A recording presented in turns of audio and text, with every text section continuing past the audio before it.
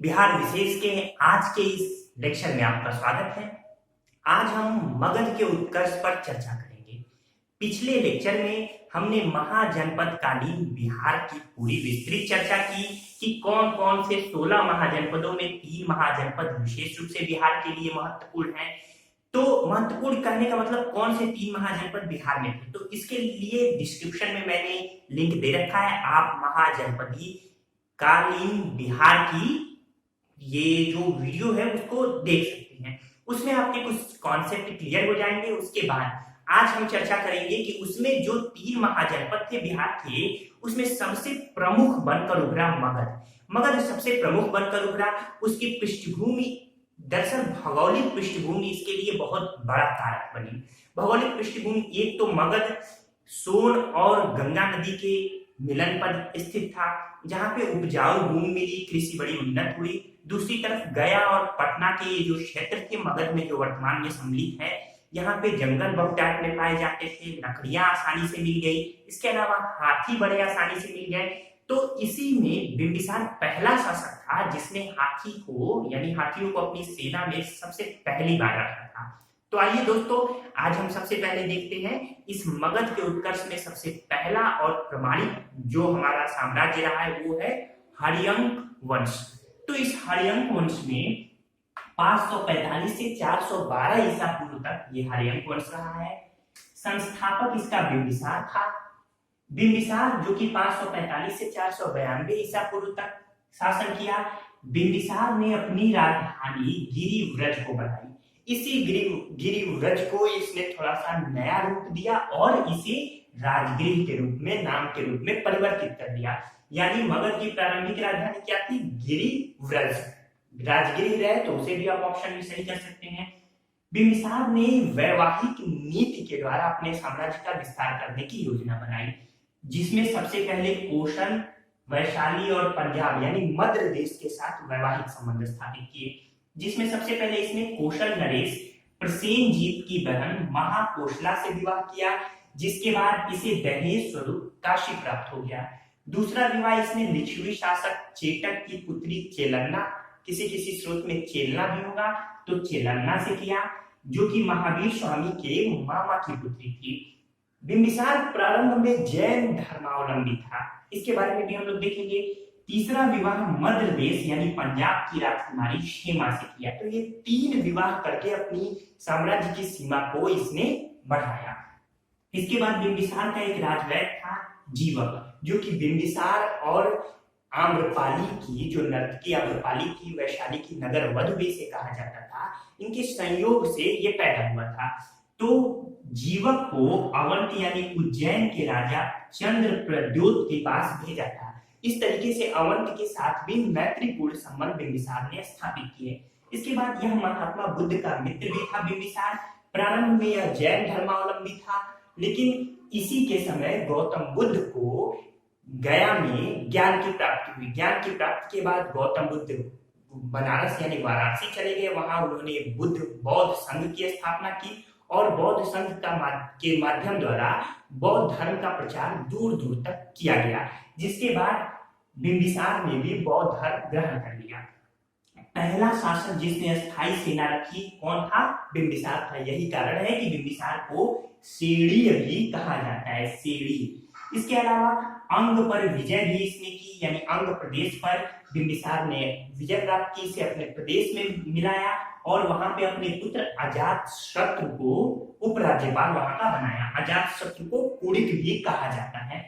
इसके बाद जीवक बुद्ध के महापरिनिर्वाण तक उनके साथ रहे। ये बिंबिसार ने जीवक को महात्मा बुद्ध के साथ भेज दिया था उनके साथ रहने के लिए, और ये जीवन पर्यंत जब तक महात्मा बुद्ध जी जिंदा रहे तब तक जीवक उनके साथ रहे।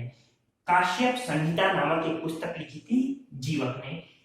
बिंबिसार अपने ज्येष्ठ पुत्र दरियक को उत्तराधिकारी बनाना चाहता था, लेकिन अजातशत्रु जो कि काफी महत्वाकांक्षी था उसे यह स्वीकार नहीं था, जिसके कारण से अजातशत्रु ने बिंबिसार को कैद खाने में कैद कर दिया और वहीं पे यातनाएं देकर यानी भूख से प्रताड़ित होकर अंततः बिंबिसार की मृत्यु हो गई। इस तरीके से अजातशत्रु ने अपने पिता बिंबिसार की हत्या कर गद्दी प्राप्त की। अजातशत्रु के बाद उसके भी पुत्र ने अजातशत्रु की हत्या की थी। यही कारण है कि हर्यंक वंश को पितृहंता वंश का नाम दिया जाता है, याद रहेगा। आइए अब दूसरा शासक देखते हैं, अजातशत्रु। अजातशत्रु को कुरिक भी कहा गया है।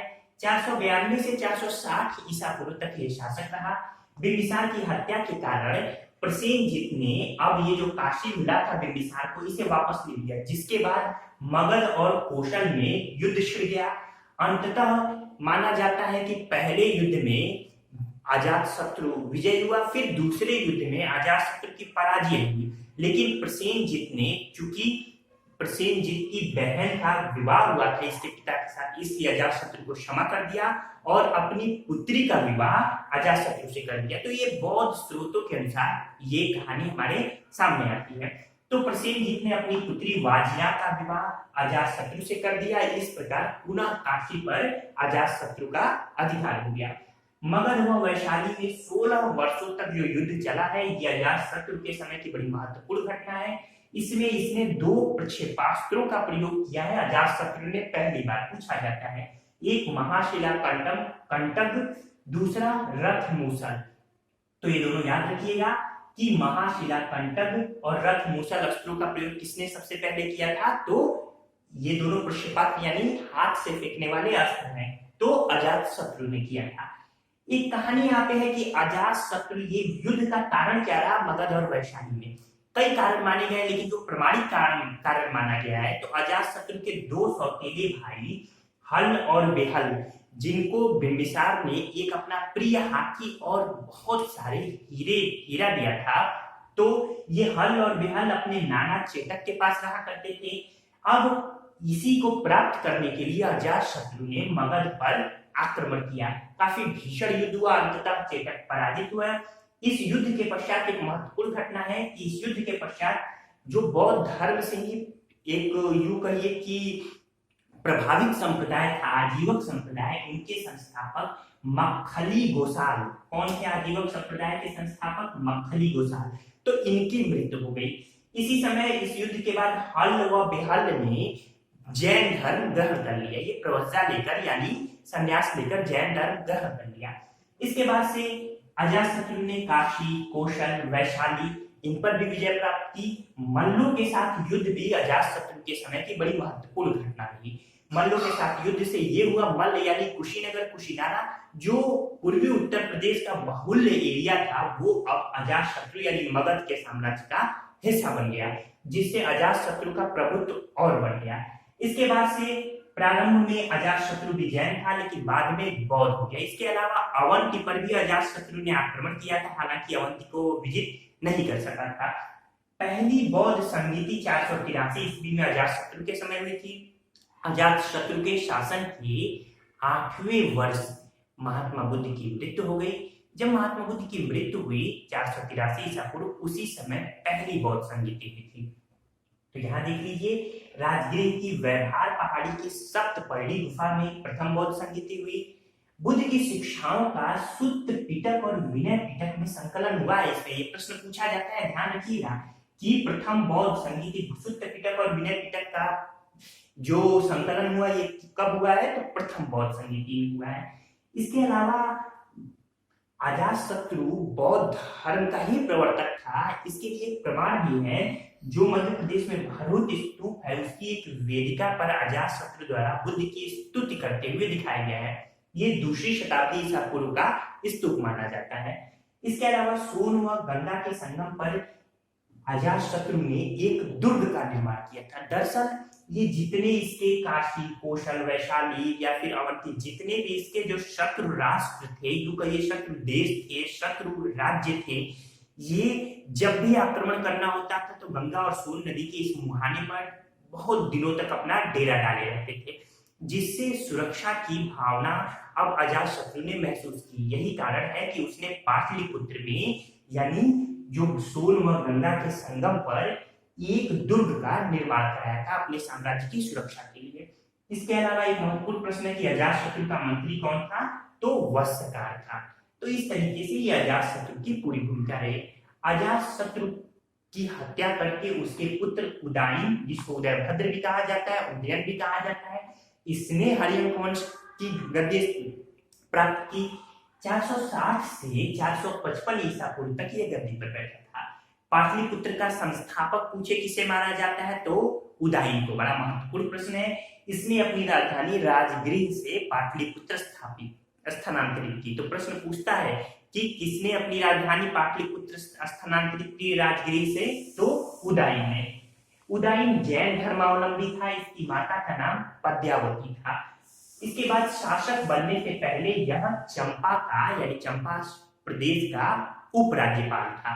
तो इस तरीके से ये हरियंक वंश की महत्वपूर्ण शासकों की भूमिका रही। 455 ईसा पूर्व में उदयभद्र के बाद माना जाता है कि उसके पुत्र अनिरुद्ध ने इसकी हत्या की। इसके बाद सक्सेसर एक के बाद एक हत्या करके ही गद्दी पर बैठे हैं। बौद्ध स्रोतों के अनुसार उदयन के 3 पुत्र हुए, अनिरुद्ध, मुंडक और नागदशक। अगले जितने भी वर्ष शासन हुए ये तीनों ने शासन किया। लगभग 455 के बाद 412 ईसा पूर्व तक इन्होंने शासन किया। अंतिम जो शासक था हरियंक वंश का, नागदशक, उसकी हत्या काशी के राज्यपाल शिशुनाग ने की और इस तरीके से शिशुनाग वंश की नींव डाली। दरअसल ये काफी विलासी शासक था। इसको राजपाट से कोई मतलब नहीं था, जिसके कारण जनता इससे काफी प्रताड़ित थी। जनता ने काशी के राज्यपाल को आमंत्रित किया और इस प्रकार काशी के राज्यपाल शिशुनाग ने नागदशक की हत्या की और एक नए राजवंश की नींव डाली।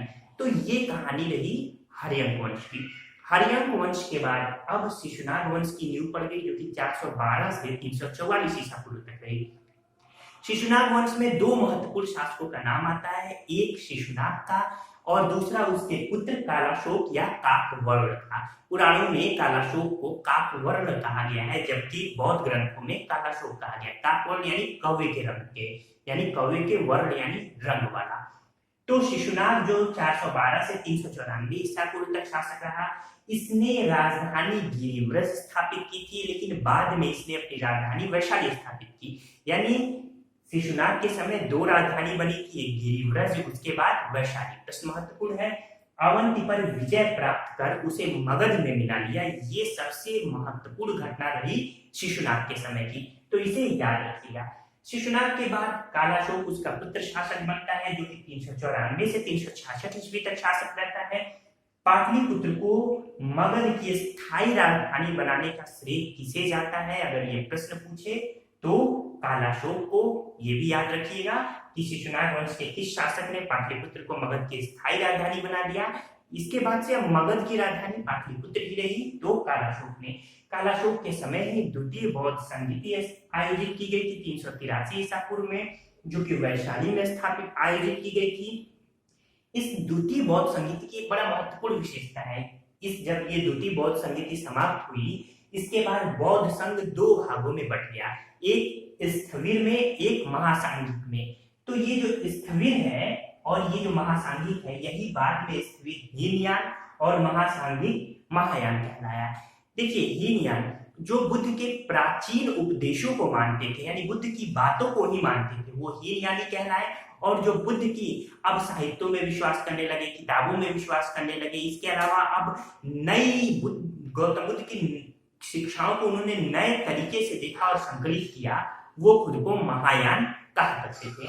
तो इस तरीके से अगला पॉइंट है कि बाणभट्ट की जो बाणभट्ट थे, तो बाणभट्ट की हर्षचरित के अनुसार पाटलिपुत्र में घूमते समय महापद्मनंद नामक एक व्यक्ति द्वारा चाकू मारकर, धोखे से चाकू मारकर कालाशोक की हत्या कर दी गई थी। इस तरीके से ये वही महापद्मनंद है जिसने मगध में नंद वंश की नींव डाली थी।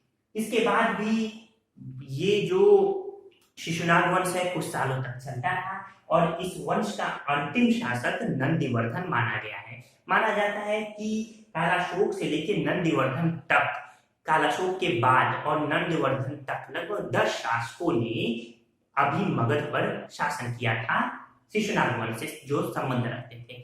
इस तरीके से शिशुनाग वंश के बाद अब नंद वंश की स्थापना होती है। नंद वंश के बाद मौर्य वंश की स्थापना हुई मगध पर। तो ये पूरी भूमिका नंद वंश, मौर्य वंश हम अगले लेक्चर में देखेंगे। इसे तैयारी करते रहिए। बीपीएससी की परीक्षा जब होगी तो आपकी तैयारी उस समय कंप्लीट रहे, ये नहीं कि अब फॉर्म आए तब आप तैयारी करना शुरू करें। ठीक है दोस्तों, उम्मीद है आपको आज का लेक्चर पसंद आया होगा। धन्यवाद।